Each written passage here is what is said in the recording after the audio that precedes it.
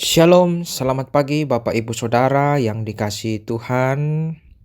Sungguh menjadi sukacita bagi kita semua karena Tuhan masih memperkenankan kita untuk berjumpa dalam renungan harian Toraya edisi Sabtu tanggal 2 Mei tahun 2026.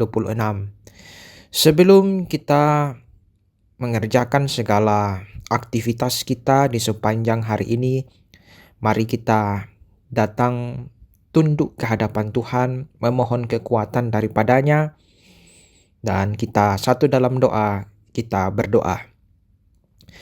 Bapa kami yang ada di dalam sorga, kami bersyukur kepadamu, bahwa karena kasih karunia Tuhanlah kami boleh bangun di pagi hari ini, semuanya karena kebaikan dan kasih Tuhan yang terus-menerus Tuhan nyatakan dalam kehidupan kami.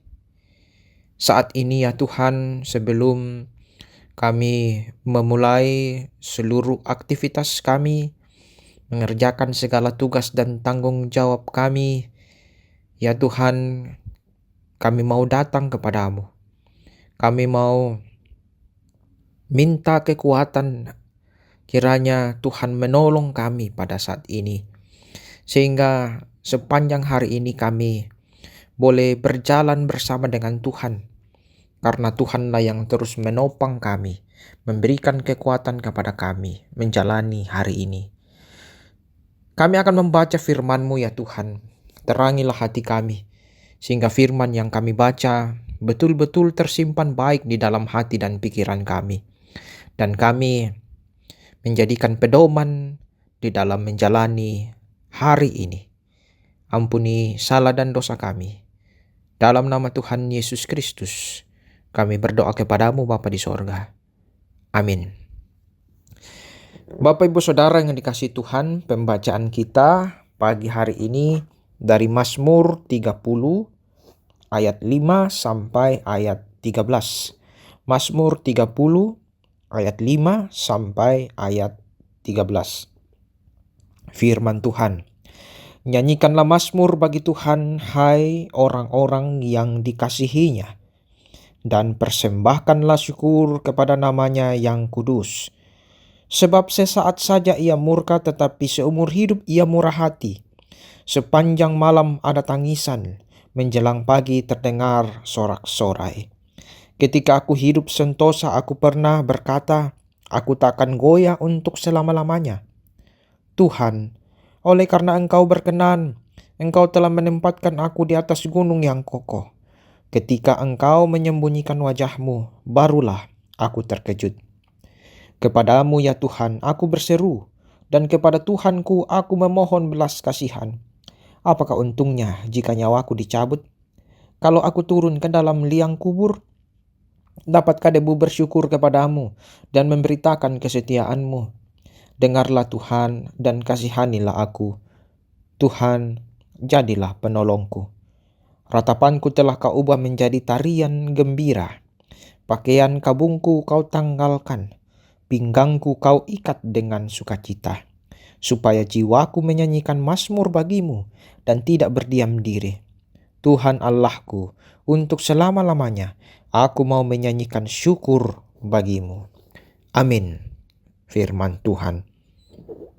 Bapak Ibu Saudara yang dikasihi Tuhan, kita akan merenungkan firman ini dalam satu tema perenungan mengingat penyertaan Tuhan. Mengingat penyertaan Tuhan. Bapak Ibu Saudara, salah satu perilaku yang sangat perlu diwaspadai dalam hidup ini adalah perilaku lupa diri. Ya, akibat lupa diri, seseorang dapat menjadi sombong dan angkuh, serta dengan sendirinya menganggap orang lain lebih rendah dari dirinya. Seseorang yang lupa diri tentu juga akan melupakan segala kebaikan-kebaikan orang lain, bahkan kebaikan Tuhan dalam hidupnya. Sikap ini bisa saja terjadi pada semua orang, termasuk orang yang percaya kepada Tuhan. Karena itu firman Tuhan hari ini menyapa orang percaya untuk waspada dengan sikap lupa diri. Melalui penyertaan Tuhan dalam hidupnya, pemazmur memperoleh berbagai berkat keberhasilan.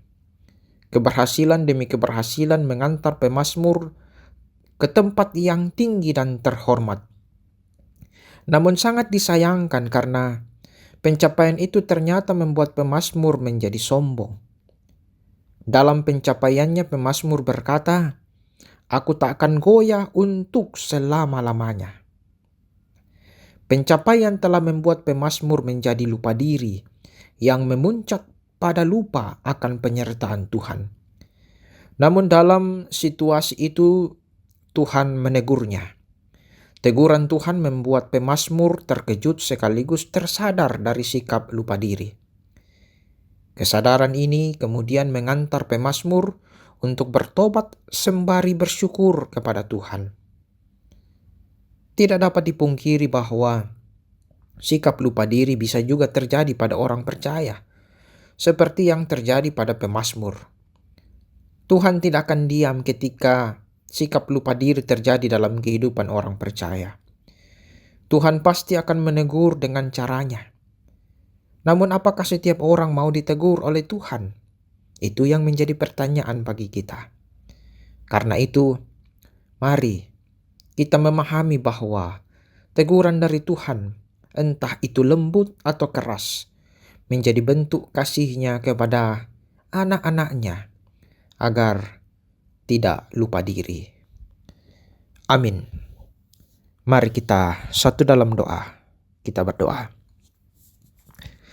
Bapa kami dalam sorga, ketika kami membaca dan merenungkan firman-Mu pada saat ini, sebelum kami memulai segala aktivitas, juga mengerjakan segala tugas dan tanggung jawab pekerjaan kami betul-betul disadarkan, juga diingatkan bahwa hendaknya kami tidak lupa diri, apalagi melupakan segala kebaikan-kebaikan Tuhan di dalam kehidupan kami.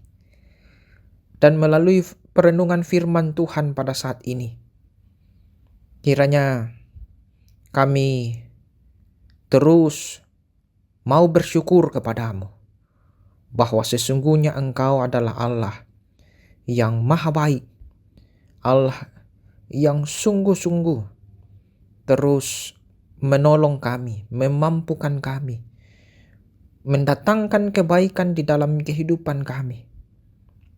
Oleh karena itu kami betul-betul menyerahkan seluruh kehidupan kami ke dalam tangan kasih Tuhan.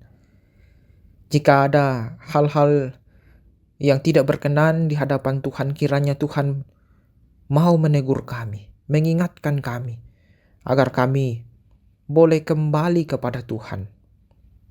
Dan kami boleh terus mengikuti kehendak Tuhan dalam kehidupan kami. Sehingga sungguh-sungguh kehidupan kami betul-betul boleh menjadi saksi yang setia, saksi yang terus taat akan firman Tuhan. Sehingga kebajikan, sukacita, damai sejahtera menjadi kehidupan kami semua.